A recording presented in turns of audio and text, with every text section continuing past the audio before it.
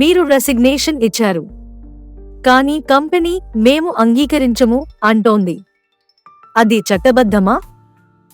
Welcome to ProLegal Minds, మీ employment law guide. చట్టం ఏమంటుంది? కేవలం రెసిగ్నేషన్ అంగీకరించము అని చెప్పి ఉద్యోగిని నిరవధికంగా పనిచేయమని బలవంతం చేయలేరు. రెసిగ్నేషన్ అమలులోకి రావడం ఈ అంశాలపై ఆధారపడి ఉంటుంది. Employment contract, service rules, notice period, ఉద్యోగ స్వభావం. చాలా ప్రైవేట్ ఎంప్లాయ్మెంట్ సందర్భాల్లో ఉద్యోగి ఒప్పందం ప్రకారం రాజీనామా చేసి నోటీస్ పీరియడ్ పూర్తి చేసినట్లయితే లేదా చట్టబద్ధంగా సెటిల్ చేసినట్లయితే కేవలం అక్సెప్టెన్స్ ఇవ్వలేదనే కారణంతో ఉద్యోగం నిరవధికంగా కొనసాగదు, ఒప్పందంలో వేరే నిబంధన ఉంటే తప్ప. అయితే ఉద్యోగి నోటీస్ పీరియడ్, హ్యాండోవర్, కాన్ఫిడెన్షియాలిటీ మరియు ఇతర ఒప్పంద నిబంధనలను తప్పనిసరిగా పాటించాలి.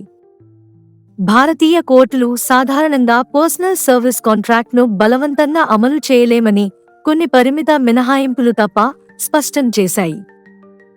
బాటమ్ లైన్, ఎంప్లాయర్ మీ కాంట్రాక్ట్ నిబంధనలు అమలు చేయవచ్చు, కానీ రెసిగ్నేషన్ అంగీకరించలేదని చెప్పి ఎప్పటికీ పనిచేయమని బలవంతం చేయలేరు. Website prolegalminds.com. సంప్రదింపుల కోసం బుక్ చేసుకోండి. call.com Prolegal Minds. వాట్సాప్ 9494051717.